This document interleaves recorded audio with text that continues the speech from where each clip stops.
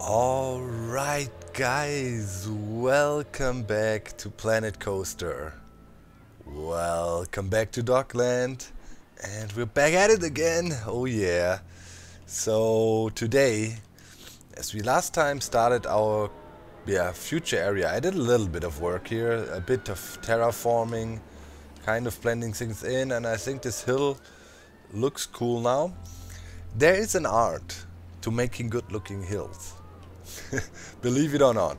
But kind of what happens is, obviously you would have bigger rocks, let's say here on top, and over time some rock would fall off and tumble down, so the pieces below have to be smaller, and there needs to be some individual pieces like that. Just imagine it, you know, landslides here and there, rocks falling down. And I made the transition here to the backside of our factory.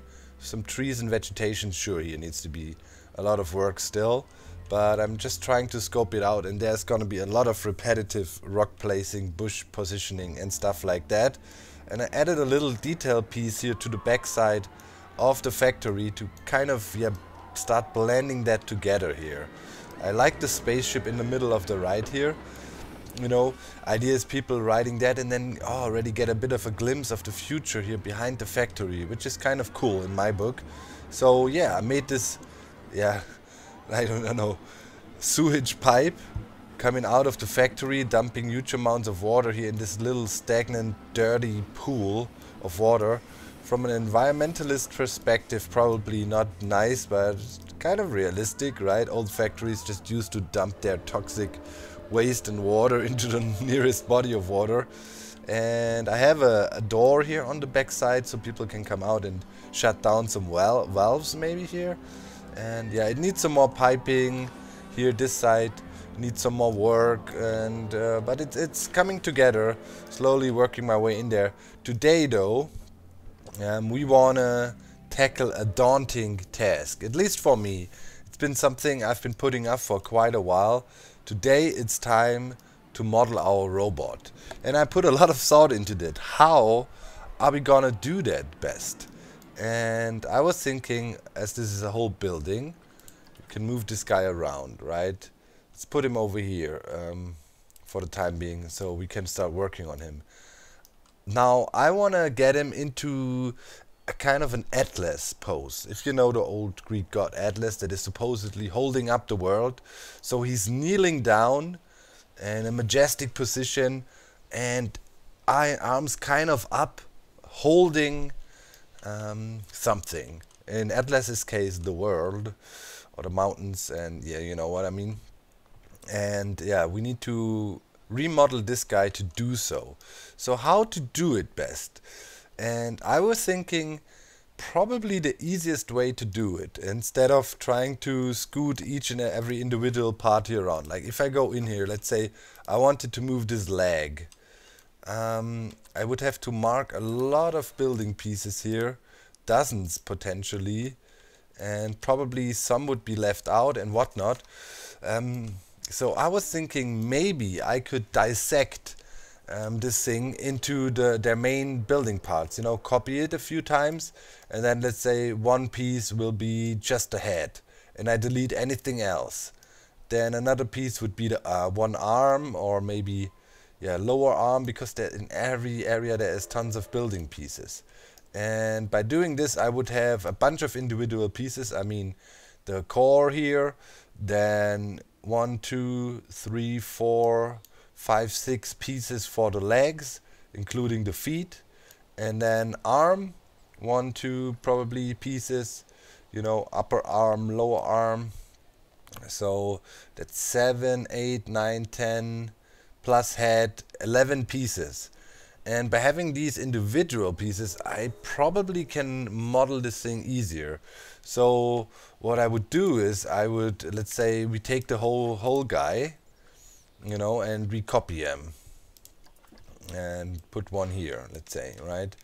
And now let's see if that works. Like I would use control. I should be able to do that if I go into editing mode for the building, and let's say we delete everything up here, and control, we delete all this, and we delete the sword, the shield. And I think it would be quicker working on it like that. And let's say we want to isolate the right foot with it now. Right, so I'll go in here like this, delete all that. Yo, why can't you be deleted? Why didn't control work? Now I have two legs separated, and probably just want, let's say we use the right leg here. Oh, it's not a building now anymore. There comes another problem.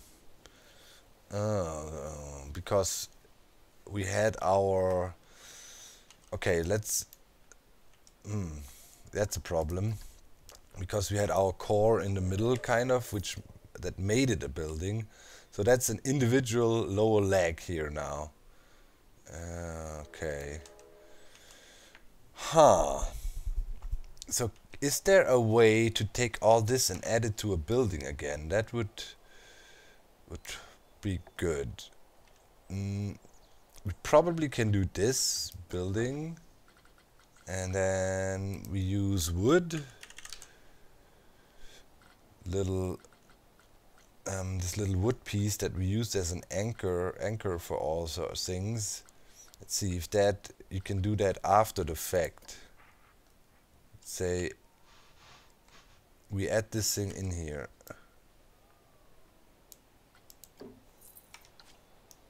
And now, is that still part of the building now? One, it only shows one building piece now. If I...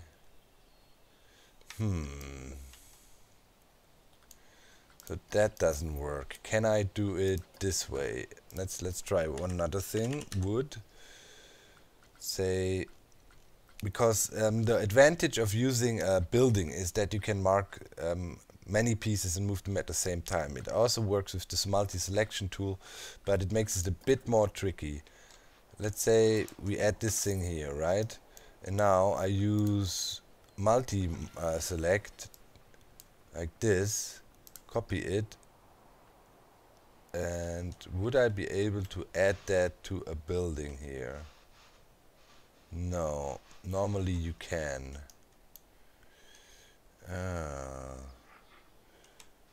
What if it's a blueprint? Okay, let's say we make this thing a blueprint, right? New blueprint. Let's call it leg. It should be, what is it? Right leg.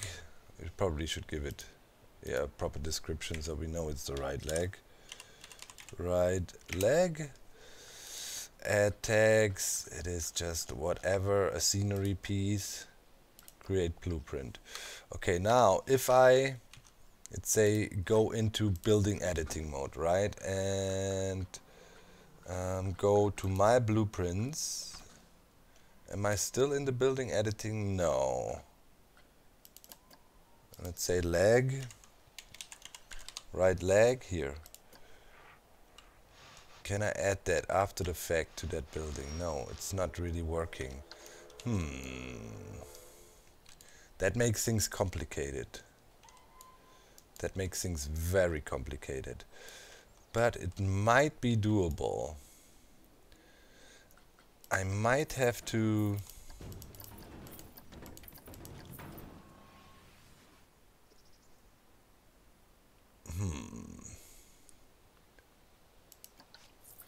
I might have to go in there and find the core of each...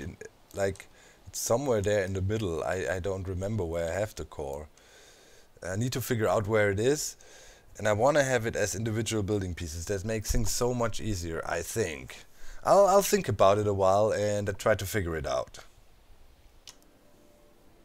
Alright, I found it where I had the core piece. It's right there in the middle. That's actually quite fortunate. Now we can probably dissect around it pretty well. Right. Without deleting the building, we just take out these pieces. Then we have a bunch of individual buildings and we can manipulate it in the way we want. That is pretty good. Okay, so let's say this is our right leg, and we just want the lower leg pretty much of it. Like this. Maybe this has to be gone. Whoop. Holy sh... Okay. Yeah. And that pretty much gives us one individual leg to work with. So let me quickly see at my potential to... Yeah, there comes another problem. As long as it is a building, we cannot freely move it around. Like, let's say if I delete this, right? Whoop. No, undo. If I go in there, delete just this piece so it's no longer a building. And now I go ahead and say we mark this. Yeah, I get free movement because obviously... Yeah. So I have to do it. It's better. Okay, so to actually get free movement, we have to do it like we did before. We have to make blueprints of the individual pieces and then move them about. That is the, I guess that's the way to go. So let me do that. Let's make blueprints of each and every piece and I'll be back. Alrighty guys, I managed to dissect the robot in different parts. Here you can see some of them. It's not all, but pretty much we got lower legs, upper legs, we got the torso as one. We got the arms as one piece because it's only literally, yeah, this one piece for the lower arm. We got the hands individual, we got the feet, everything, the head. And now I was looking at some poses. So I was talking about this Atlas pose. I'm not quite sure if I want to use it, but I found a really cool one. And I will try to emulate that now. The idea is, I think I want to build the thing over here and then later turn it into a complete blueprint and then move. I want to have the guy like kind of crouching down, kneeling down, as if he would carry a load on his shoulder. And then we'll see where in this coaster we can implement him. The thing is, this is, you know, here in this coaster feet are dangling. So we cannot really have him under the thing, that would interfere. But I was thinking maybe here, if we put him in a crouching pose, and then eventually erect like a mountain plateau for him to stand on, depending on the size, and then adjust him so he kind of carries this part of the coaster on his shoulders. And it would also be kind of pushed to the back, you know, and add a nice scenery or horizon to the whole build. So let's get to it. Let's try to model something cool, an epic masterpiece, a statue.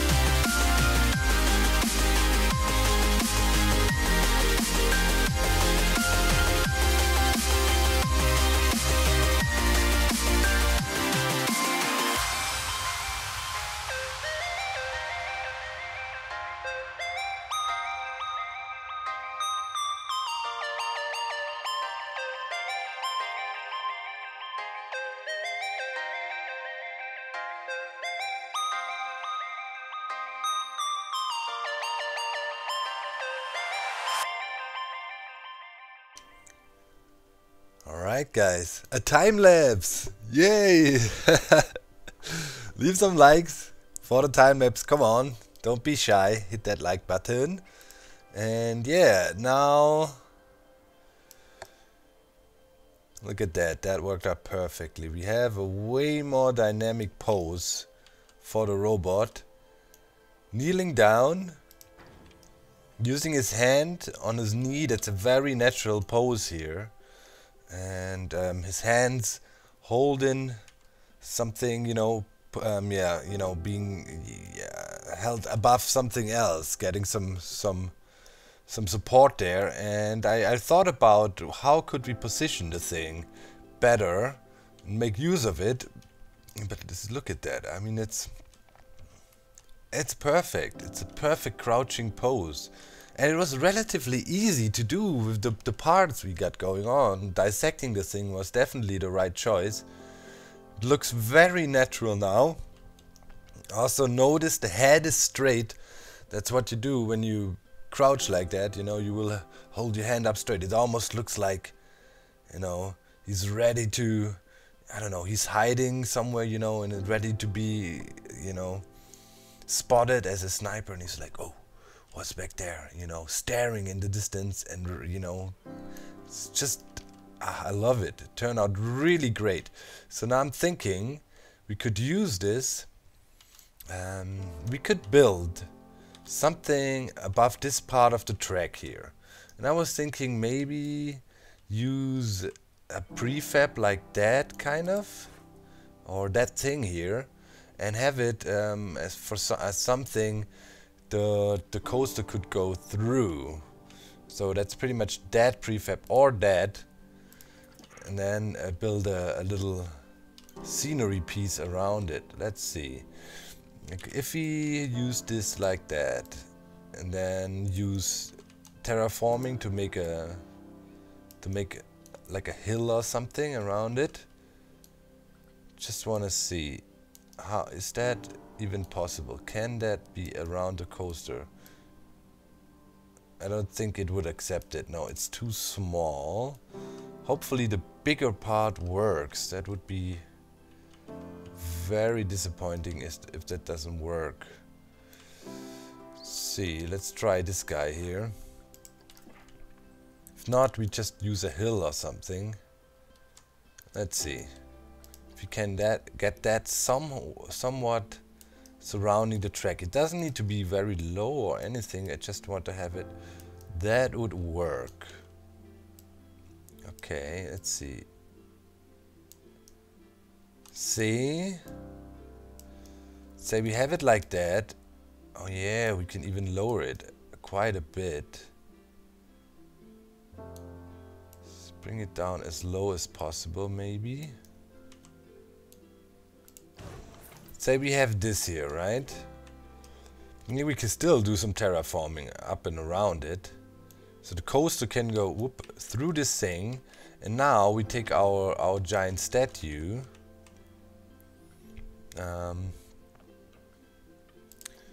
Can I made a blueprint for it, so that's fine. Bring that over.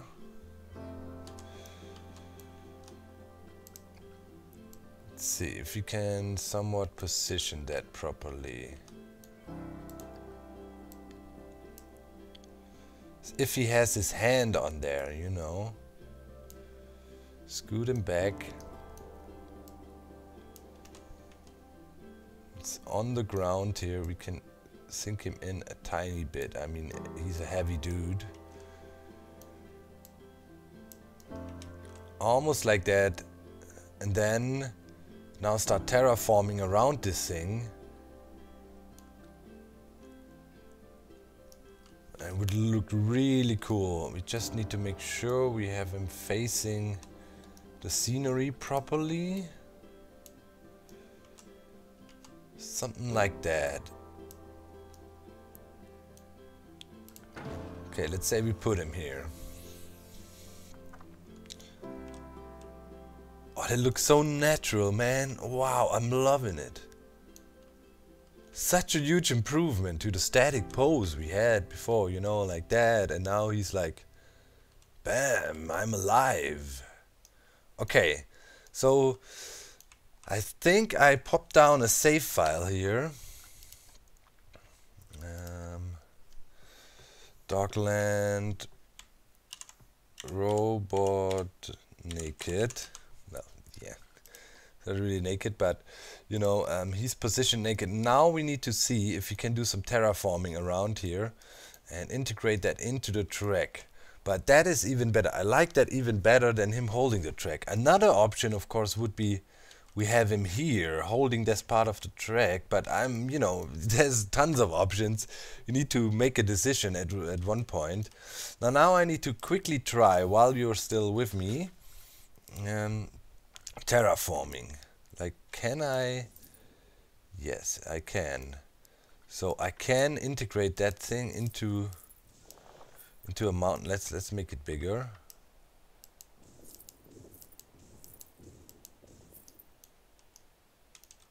Yep, it will automatically carve out pieces for the track.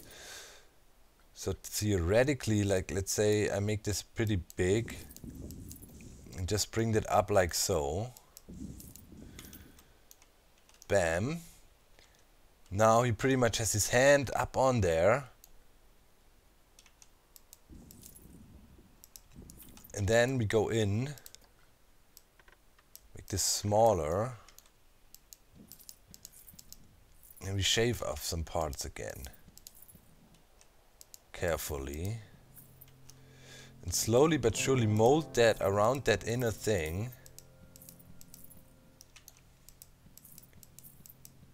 Something like that.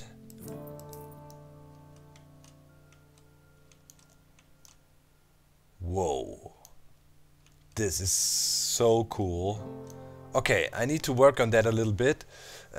Do work with the terraforming and kind of make this blend in there better, but we might be already there. It's gonna be me fiddling around with it for quite some time until I love it, but it is getting there. Say we free his sump here a bit. Can I? Just want to try real quick. Yeah, now I'm.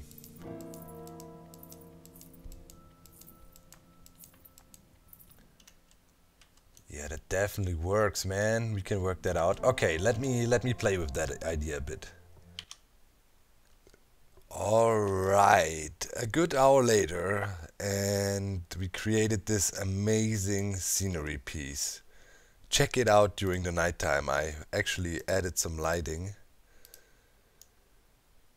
Bam! Holy wowzer. This is just utterly amazing.